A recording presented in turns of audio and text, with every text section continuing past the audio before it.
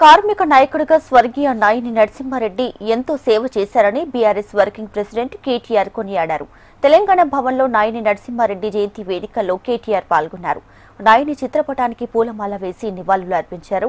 తెలంగాణ ఉద్యమ కాలంలో కాంగ్రెస్ పెట్టిన కేసులను హోంమంత్రిగా ఉన్నటువంటి నరసింహారెడ్డి ఎత్తివేశారన్నారు. విదేశీ పర్యటనలో ఉన్న సమయంలో మంత్రి పదవికి రాజీనామా చేయాలంటే 5 సెకండ్లు కూడా ఆలోచన చేయకుండా రాజ్భవన్ కి ఫ్యాక్స్ ద్వారా రాజీనామా పంపారని గుర్తు చేశారు. నాయిని బ్రతికున్నంత కాలం సంపాదించుకున్నది పేరు మాత్రమే అని కేటీఆర్ ఈ సందర్భంగా గుర్తు చేసుకున్నారు. జోహార్ నాయన్ నరసింహారెడ్డి గారు, జోహార్ నాయన్ నరసింహారెడ్డి గారు.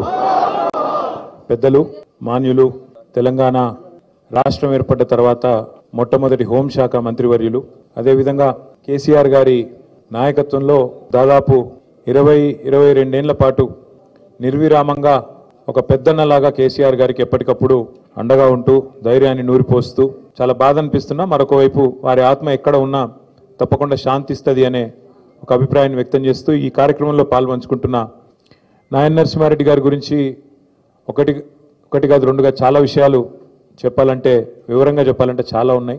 వారు హోంమంత్రిగా ఉన్నారు. నేను ఒకరోజు అడిగిన, అన్న ఎత్తే రాదే, మీరే హోంమంత్రి, మరి మీరు ఎత్తైపోతే ఇంకెవరు ఎత్తేయాలి మా మీద అంటే, వెంటనే డీజీపీని పిలిచి కేసీఆర్ గారు చెప్పినారు, వెంటనే అన్ని కేసులు ఎత్తేయాలని చెప్పి అన్ని కేసులు, ఉద్యమ కేసులు ఆ రోజు వెంటనే సమీక్షా సమావేశం పెట్టి